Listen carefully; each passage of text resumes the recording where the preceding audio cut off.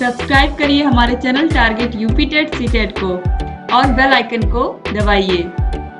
Hello friends, मैं रेनू स्वागत करती हूँ आप सभी भावी अध्यापक एवं अध्यापिकाओं का आपके अपने channel target UP TET CTET में।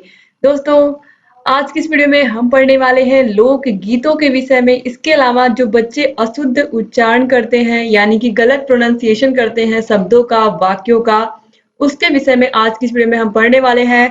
और ये वीडियो आपके चैप्टर नंबर 2 की आखिरी वीडियो है, यानी कि आज आपका जो चैप्टर नंबर 2 है ये भी कंप्लीट हो जाएगा और इसके भी आपको क्वेश्चंस यानी कि जो टेस्ट सीरीज है वो आपको target UP TET CTET app पर ही मिलेगी। तो ऐप आप सभी प्रशिक्षु डाउनलोड कर लें, लिंक डिस्क्रिप्शन बॉक्स और कमेंट बॉक्स में मैंने दे रखी है।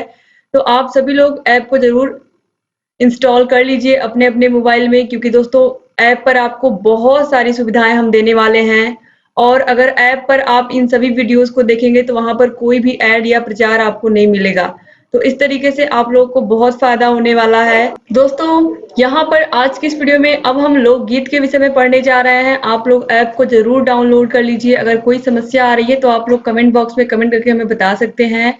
जितने भी चैप्टर्स हम पढ़ा रहे हैं आपको सभी चैप्टर्स के टेस्ट वहां पर मिलेंगे, यानी कि आपने कितनी ईमानदारी से सभी चैप्टर्स को पढ़ा है आप जा करके देख सकते हैं। दोस्तों, आप लोगों को ऐप पर हमने इस तरीके से क्लासेस को बनाया है कि सभी वीडियोस को देखने के बाद फिर आसानी से आप उसके टेस्ट की क्लास पर जा सकते हैं। तो पहला चैप्टर अगर आपने पूरा कंप्लीट पढ़ लिया है, फिर पहला चैप्टर पढ़ने के बाद आपको उसका टेस्ट मिलेगा। फिर टेस्ट आप करने के बाद फिर दूसरे चैप्टर पर जाएंगे, फिर दूसरा चैप्टर पढ़ने के बाद फिर आपको टेस्ट सीरीज मिलेगी। तो इस तरीके से आप हर एक चैप्टर को पढ़ने के बाद अपनी जानकारी आप देख पाएंगे कि आपने कितनी मेहनत से उस चैप्टर को पढ़ा है और कितने मार्क्स आपके आ रहे हैं। तो दोस्तों, अब यहाँ पर ये जो लास्ट वीडियो है सेकेंड चैप्टर की आपके, इसके बाद आपको इसका भी टेस्ट मिलेगा। इसके बाद फिर थर्ड चैप्टर हम स्टार्ट करेंगे। तो आप लोग जरूर ऐप पर जा करके इसका टेस्ट जरूर दीजिएगा और टेस्ट देने के बाद हमें बताइएगा कि आपके कितने मार्क्स आ रहे हैं। तो दोस्तों, अब चलिए हम लोकगीत सबसे पहले समझते हैं कि लोकगीत क्या होते हैं। तो दोस्तों, यह एक शब्द है किंतु यह अपने में दो भावों को समेटे हुए है, लोक और गीत।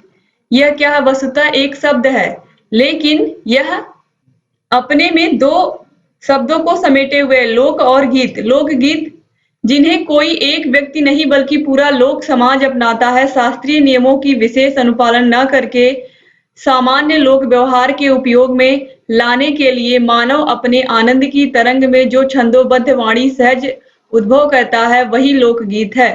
दोस्तों, यहाँ पर ये बताया गया है कि जो लोकगीत होते हैं ये किसी प्रकार से शास्त्रीय नियमों से बंधे हुए नहीं होते। जैसे कि जो हमारे देश में संस्कृति है या जो गीत हैं उनमें बहुत सारे लय सुर ताल होते हैं, लेकिन जो लोक गीत होते हैं जैसे कि गुजरात में गरबा, ब्रज गीत, यानी कि जहां हम जिस जगह से हम बिलोंग करते हैं या फिर जो हमारी क्षेत्रीय बोली है, क्षेत्रीय भाषा है, उसी भाषा में जो गीत गाए जाते हैं उन्हीं गीतों को हम क्या कहते हैं, लोक गीत कहते हैं। जो हमारे आसपास के स्थानीय लोग जिन गीतों को गाते हैं। दोस्तों, इस प्रकार लोक गीत से आशय किसी क्षेत्र विशेष में प्रचलित स्थानीय भाषा में रचित गीतों से है। ये उस क्षेत्र विशेष की सभ्यता एवं संस्कृति को अभिव्यक्त करते हैं, जैसे कि कजरी, सोहर, चैती आदि लोकगीत की प्रमुख शैलियां हैं। दोस्तों, जो लोकगीत होता है यह सुनने में बहुत ही आनंददायक होता है। और अगर आपको लोकगीत सुनना है तो लोकगीत के लिए आप रिंका चौधरी मैम के चैनल को जाकर के देख सकते हैं। उस चैनल की लिंक आपको डिस्क्रिप्शन बॉक्स में दे देती हूँ। उन्होंने बहुत सारे लोकगीत गाए हैं और सिर्फ लोकगीत ही नहीं गाए हैं, वो बहुत अच्छे से ढोलक भी सिखाती हैं। तो आप सभी लोग जा करके उनकी वीडियोस को देख सकते हैं। उनके चैनल को भी आप लोग जरूर सब्सक्राइब कर लीजिए, क्योंकि बहुत अच्छा वो ढोलक भी सिखाती हैं और उन्होंने ढेर सारे लोकगीत गाए हुए हैं। तो उन लोकगीतों को देख करके आप बेहतर समझ पाएंगे कि लोकगीत किस तरीके के होते हैं और उनमें किस तरीके की बोलियां होती हैं, क्योंकि जिस जगह से हम बिलोंग करते हैं वही सारी चीजें इन लोकगीतों में होती हैं, वही बोली होती है, वही स्थानीय परंपराएं होती हैं जो गीतों के माध्यम से हम सुनते हैं। तो लोकगीत सुनने में बहुत आनंदित होते हैं, आनंददायक होते हैं, जैसे कि कजरी, सोहर, चैती। तो इन सबको आप सुन सकते हैं। डिस्क्रिप्शन बॉक्स और कमेंट बॉक्स में लिंक मिल जाएगी। अब चलिए इसके बाद देखते हैं अशुद्ध उच्चारण क्या होता है। दोस्तों, यह समस्या बहुत ही गंभीर है अशुद्ध उच्चारण की, क्योंकि अशुद्ध उच्चारण, जब बच्चे अशुद्ध उच्चारण करते हैं तो इससे वह जब कुछ लिखते हैं तो वह भी क्या लिखते हैं, अशुद्ध लिखते हैं। अगर बच्चा ट को त बोलेगा तो वो ट को ता ही लिखेगा। तो इस तरीके से कहीं ना कहीं जो शुद्ध उच्चारण है यह करना बहुत जरूरी है। इसीलिए आप लोगों का यहाँ पर जो लास्ट टॉपिक दिया हुआ है चैप्टर नंबर 2 में, वो अशुद्ध उच्चारण ही दिया गया है कि कैसे हम अशुद्ध उच्चारण को शुद्ध उच्चारण में बदल सकते हैं, क्या गलतियां करते हैं बच्चे, कितनी तरीके की अशुद्धियां होती हैं, कैसे इनको हम दूर कर सकते हैं, इन सभी के बारे में इसमें बताया गया है। तो दोस्तों, वाचन एवं लेखन की शिक्षा द्वारा अभियोगिता की क्षमताओं का विकास किया जाता है। अभियोगिता की क्षमताएं वाचन तथा लेखन की शुद्धता पर निर्भर करती हैं। वाचन की प्रक्रिया में शुद्ध उच्चारण तथा लेखन में शुद्ध वर्तनी का विशेष महत्व है। व्याकरण से भी दुगना महत्व उच्चारण का है। वाचन क्षमताओं के निदान से उच्चारण की अशुद्धियों का बोध होता है। इसके लिए भाषा शिक्षकों को निदान के आधार पर सुधारात्मक शिक्षण का आयोजन करना होता है।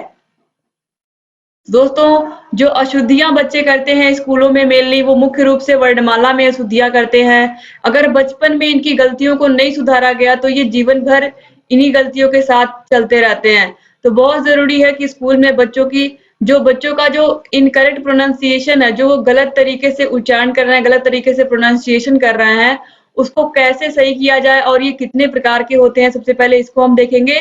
फिर हम इसके बाद देखेंगे कि कैसे हम इसका निदान कर सकते हैं, यानी कि कैसे हम इनको दूर कर सकते हैं। तो सबसे पहले देखिए, टाइप्स ऑफ इनकरेक्ट प्रोनाउंसिएशन में देखिए, वर्णमाला के उच्चारण में का, खा, गा, घा को हम अक्सर देखते हैं बच्चे क, ख, ग, घ इस तरीके से वो पढ़ते हैं।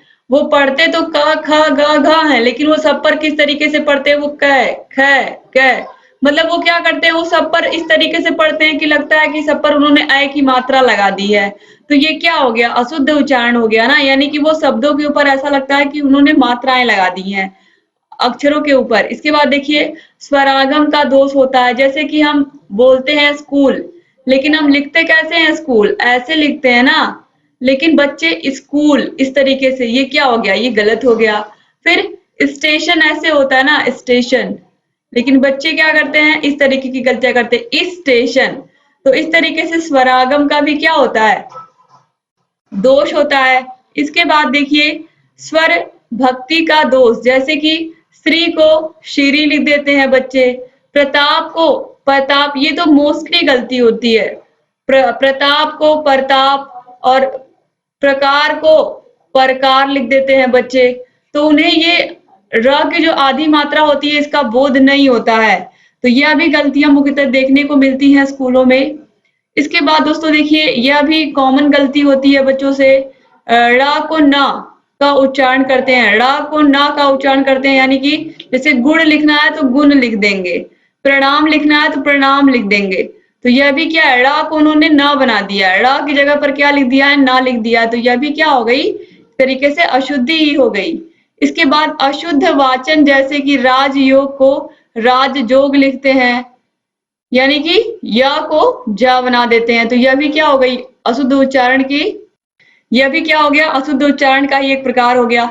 इसके बाद देखिए, लिखते ओ और बोलते औ हैं, जैसे कि गौशाला को गौशाला लिख देते हैं। तो ये भी क्या हो गया, गलत हो गया। तो यह भी उच्चारण के अंतर्गत ही आएगा। तो ये सब उच्चारण के प्रकारों में यहाँ पर आप देखिए, जो मेनली मुख्यतः जो बच्चे गलतियां करते हैं। दोस्तों, यहाँ पर आप देख सकते हैं जो बच्चे मेनली गलतियां करते हैं वो लिखते ओ और बोलते औ हैं। तो इस तरीके से गौशाला को क्या बोलते हैं, गौशाला बोलते हैं, यानी कि ओ की मात्रा को इन्होंने औ की मात्रा बना दी, एक मात्रा और एक्स्ट्रा लगा दी। तो ये क्या हो गया, गलत हो गया। तो इस तरीके से जो उच्चारण के अशुद्ध उच्चारण के प्रकार हैं, इसमें से आप लोगों ने इतने सारे प्रकार देखे जिस तरीके से बच्चे गलतियां करते हैं। तो उम्मीद करती हूँ कि वैसे भी आपको ये याद हो गए होंगे। अब इसके बाद दोस्तों हम देखेंगे कि अशुद्ध उच्चारण के क्या कारण है, बच्चों से क्यों गलतियां होती हैं, इसका रीजन क्या है। दोस्तों, रीजन ऑफ इनकरेक्ट इन प्रोनाउंसिएशन में सबसे पहले है भौगोलिक कारण। ये मोस्ट इंपॉर्टेंट कारण है। भाषा के उच्चारण में स्थानीय भौगोलिक प्रभाव होता है। पहाड़ी क्षेत्र के लोगों का उच्चारण मैदानी क्षेत्र के उच्चारण से बिल्कुल ही भिन्न होता है। दोस्तों हमारा देश, खासकर अगर हम अपने देश की बात करें, लोग पंजाब में पंजाबी बोलते हैं। इसके अलावा उत्तर प्रदेश, बिहार में लोग भोजपुरी भाषा को प्राथमिकता देते हैं। इसके अलावा अगर हम बंगाल में चले जाएँ तो लोग बंगाली भाषा बोलते हैं। तो इस तरीके से अगर हम साउथ में चले जाएँ तो वहाँ के लोग अपनी भाषा में बात करेंगे, कोई तमिल में बात करेगा, कोई तेलुगु में। तो इस तरीके से कहीं न कहीं जो भौगोलिक प्रभाव है, यानी कि लोगों का रहन-सहन, इसके अलावा जो वहाँ का वेदर है, ये सब बहुत प्रभाव डालते हैं लोगों के उच्चारण पर। अगर साउथ का कोई इंसान है, उसको हिंदी सिखाई जाए तो वह उसको हिंदी सीखने में काफ़ी समय लग जाएगा और शुद्ध उच्चारण करने में तो और समय लग जाएगा। तो इस तरीके से आप देखेंगे कि जो भौगोलिक प्रभाव है उसका बहुत ज़्यादा प्रभाव पड़ता है।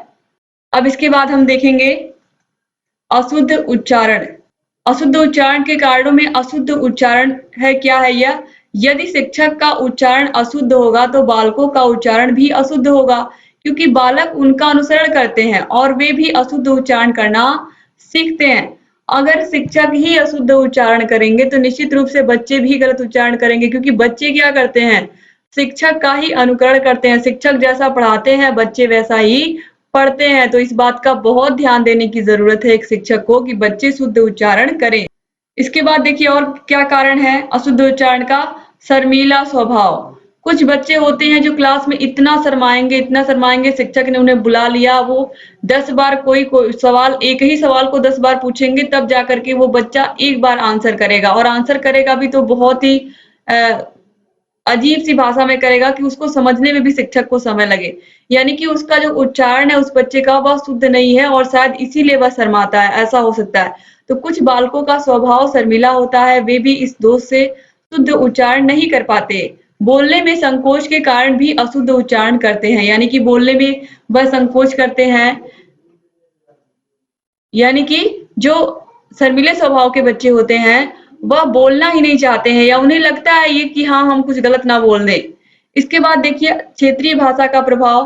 तो क्षेत्रीय भाषाओं जैसे कि पंजाबी, बंगाली आदि शब्दों के प्रभाव के कारण हिंदी भाषा में उच्चारण का दोष आता है। पंजाबी भाषा में दृश्य करके लिखा जाता है और बंगाली भाषा में ओक्रांत करके बोला जाता है। तो इस तरीके से जो मैंने अभी आपको बताया है कि पंजाबी भाषा अलग है, बंगाली अलग है, तो कहीं न कहीं जो क्षेत्रीय भाषाएँ हैं उनका व्यक्तियों पर अधिक प्रभाव पड़ता है। इसके बाद अज्ञानता। तो अज्ञानता के कारण उच्चारण दोष आ जाता है। उन्हें उच्चारण को सुनने का अवसर ही नहीं मिलता है, जिससे वे शुद्ध उच्चारण नहीं कर पाते हैं। यहाँ पर ये बताया गया दोस्तों, जैसे कि कोई बच्चा है, उसने स्कूल में नाम लिखा लिया है, ठीक है? नाम लिखा लिया है और वह बीच-बीच में स्कूल आता है, लेकिन रेगुलर स्कूल नहीं आता। जब वह रेगुलर स्कूल नहीं आएगा, तो मान लीजिए किसी दिन इस तरीके की मात्राएँ या इस तरीके के शब्द बताए गए, जैसे कि बच्चे कौन-कौन सी गलतियाँ करते हैं, जहाँ पढ़ रहा है वहाँ पर ना नहीं लिखना, जो अभी मैंने आपको बताया है। तो अगर बच्चा उस दिन नहीं आया है, तो वह उन चीज़ों को सीख ही नहीं पाएगा, और सीख नहीं पाएगा तो हमेशा उसके साथ वही गलतियाँ वह बार-बार करेगा। तो कहीं न कहीं अज्ञानता जो है, यह भी क्या है, एक प्रमुख कारण है कि बच्चे को उस मात्रा के बारे में पता ही नहीं है कि कैसे सही शब्द लिखा जाएगा। तो यह भी क्या है, एक प्रमुख कारण है अशुद्ध उच्चारण में। अब इसके बाद देखिए उच्चारण के दोषों के निराकरण का क्या उपाय है? तो सबसे पहले जो उपाय है वो है अध्यापक का उच्चारण। अध्यापक का उच्चारण अगर शुद्ध होगा तो निश्चित रूप से उच्चारण दोषों को हम दूर कर पाएंगे। तो कक्षा में अध्यापक के बोलने का पूरा प्रभाव बालक पर पड़ता है। उनका वाचन, अवयोगिता आदि बालकों के द्वारा ध्यानपूर्वक सुने जाते हैं, अतः अध्यापक को अपने उच्चारण पर अधिक ध्यान देना चाहिए। दोस्तों अध्यापक को पूरी कोशिश करनी चाहिए जितनी देर वो क्लास में रहे वो शुद्ध से शुद्ध उच्चारण करें, क्योंकि उन्हीं का जो उच्चारण है वही बच्चे सीखेंगे। दोस्तों इसके बाद देखिए दूसरा है बालक के उच्चारण अंगों का दोष दूर करना। दोस्तों हो सकता है कि बच्चे को बोलने में कोई प्रॉब्लम है, उसके होठों में किसी प्रकार का कोई प्रॉब्लम हो, या उसके दांतों में, या उसके जीभ में, इस वजह से वह बच्चा शुद्ध उच्चारण नहीं कर पाता है। तो एक शिक्षक को इसके विषय में ज़रूर पता लगाना चाहिए कि बच्चे के अंदर आखिर में क्या कमी है, बच्चा शुद्ध उच्चारण नहीं कर पा रहा है।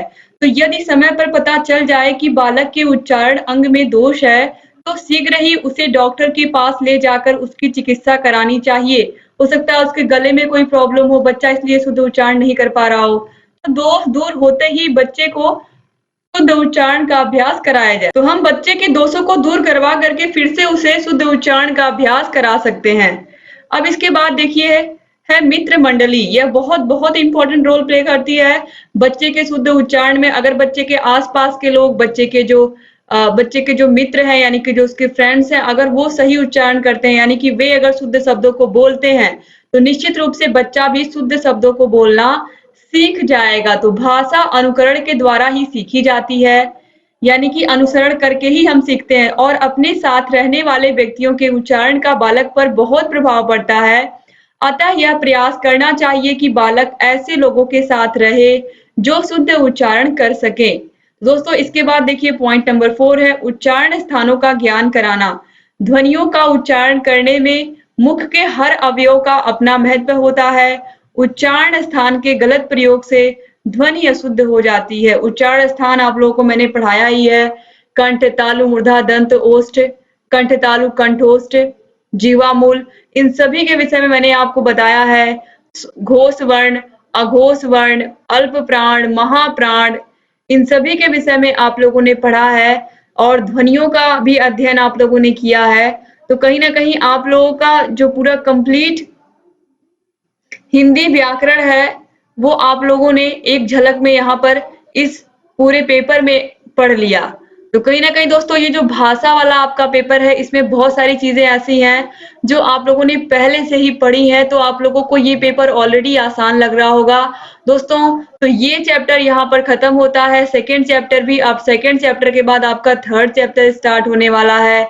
इससे पहले आप लोग इसके जो क्वेश्चन आंसर है, या फिर ये कहें कि जो टेस्ट है, आप लोग इस चैप्टर का टेस्ट जरूर दीजिएगा। टेस्ट आपको target UP TET CTET app पर मिलेगा। आप लोग टेस्ट को कंप्लीट करके आप अपना स्कोर भी देख सकते हैं कि आपने कितना स्कोर किया टेस्ट में। तो आप में से जितने भी प्रशिक्षु इस वीडियो को देख रहे हैं, सभी प्रशिक्षु जा करके टेस्ट जरूर दें और मुझे कमेंट करके बताएं कि आप लोगों ने कितने मार्क्स गेन किए हैं। तो दोस्तों आपको डिस्क्रिप्शन बॉक्स, कमेंट बॉक्स में ऐप की लिंक मिल जाएगी, ऐप डाउनलोड कर लीजिएगा। यहाँ आई बटन पर भी क्लिक करके आपको सभी वीडियोस की लिंक मिल जाएगी। आप YouTube पर भी सभी वीडियोस को देख सकते हैं, लेकिन अगर आप ऐप में वीडियोस को देखेंगे तो ऐप में आपको हर एक चैप्टर कंप्लीट होने के बाद आपको उस चैप्टर का टेस्ट मिलेगा। पहले आपको वीडियोस मिलेंगी, फिर वीडियोस के बाद आप जब वीडियोस कंप्लीट हो जाएंगी एक चैप्टर की, तो फिर उसके बाद उसका टेस्ट मिलेगा। फिर अगला चैप्टर उसकी वीडियोस मिलेंगी, फिर उसका टेस्ट मिलेगा। इस तरीके से आप अपने ज्ञान का मूल्यांकन भी कर पाएंगे और हर एक चैप्टर को अच्छे से पढ़ भी पाएंगे। और अगर आप ऐप में देखेंगे तो ऑलरेडी मैंने बताया कि कोई प्रचार भी नहीं आएगा, और आपको सभी विषयों की PDF भी ऐप पर मिलेगी। तो ऐप पर हमने बहुत सारी सुविधाएं दी हैं। तो आप अधिक से अधिक प्रशिक्षुओं तक ये वीडियोस पहुंचाएं, यानी कि इन वीडियोस को शेयर करें, ताकि अधिक से अधिक प्रशिक्षुओं तक ये जानकारी जाए और अधिक से अधिक हमारे DLED के भाई बहन ऐप से जुड़ करके अपनी तैयारी को बेहतर बना पाएं। तो डिस्क्रिप्शन बॉक्स और कमेंट बॉक्स में भी आपको लिंक मिल जाएगी दोस्तों, और जहां कहीं भी कोई भी समस्या आ रही है आप हमसे पूछते रहिए और अपनी तैयारी को बेहतर बनाते रहिए। उम्मीद करती हूँ कि आप ऐसे ही चैनल से बने रहेंगे और सभी वीडियोस को देखते रहेंगे। जहां कहीं भी कोई भी समस्या आएगी हमसे पूछते रहेंगे। दोस्तों वीडियो को जरूर शेयर कर दीजिएगा अपने कॉलेज के ग्रुप में, व्हाट्सएप ग्रुप में, और लाइक कर दीजिएगा वीडियो को अगर अच्छा लगा होगा, और कमेंट जरूर करिएगा। तो इस तरीके से आपका 2 चैप्टर कंप्लीट हो गया। तो कंप्लीट होने के बाद दोस्तों आप टेस्ट जरूर दीजिएगा। अब फिर अगली वीडियो आपके थर्ड चैप्टर की होगी।